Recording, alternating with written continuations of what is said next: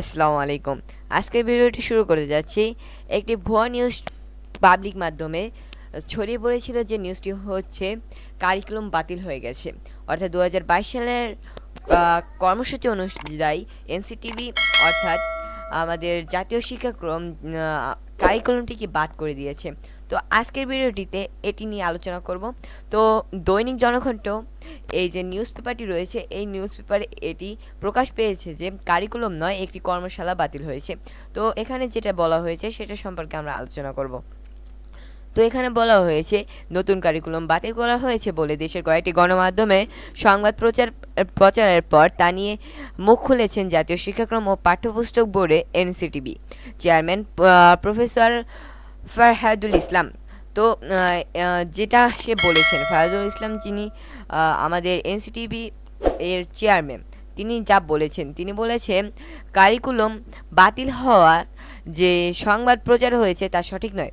Curriculum সংক্রান্ত workshop কর্মশালা বাতিল করা হয়েছে, এটাকে তারা কারিকুলাম বাতিল বলে প্রচার করেছে, যা মোটেও সঠিক নয়। এটা অর্থাৎ বিভিন্ন গণমাধ্যম বা সামাজিক যোগাযোগ মাধ্যম অথবা আপনাদের বিভিন্ন নিউজ পেপার এটি মানে পাবলিশ করেছে ভুয়া নিউজ হিসেবে। তো আরও যেটা বলেছেন তারা, তিনি জানান কারিকুলাম বাতিল করার এখতিয়ার এনসিটিবির নয়, এটি সরকারের নীতিগত সিদ্ধান্তের ব্যাপারে। সরকারের সিদ্ধান্তে এই কারিকুলাম গ্রহণ করা হয়েছে, এখন এটি বাতিল করতে হলে সরকারের সিদ্ধান্ত নিতে হবে। তো 2022 সাল থেকে নতুন কারিকুলাম বাস্তবায়ন শুরু হয়। চলতি বছর থেকে সব শ্রেণীতে এটি বাস্তবায়ন করা হয়েছে।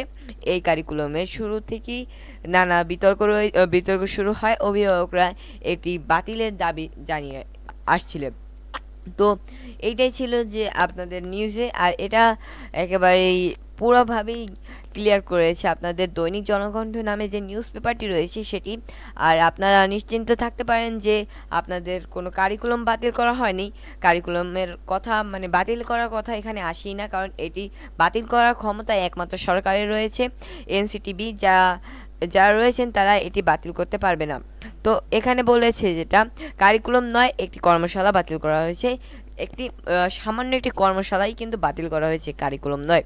তো ধন্যবাদ ভিউয়ার্স, আজকে ভিডিওটি এই পর্যন্তই। আপনারা যারা যারা চ্যানেলটিকে সাবস্ক্রাইব করেনি তারা দয়া করে চ্যানেলটিকে সাবস্ক্রাইব করে পাশে থাকা বেল আইকনটি অন করে দেবেন।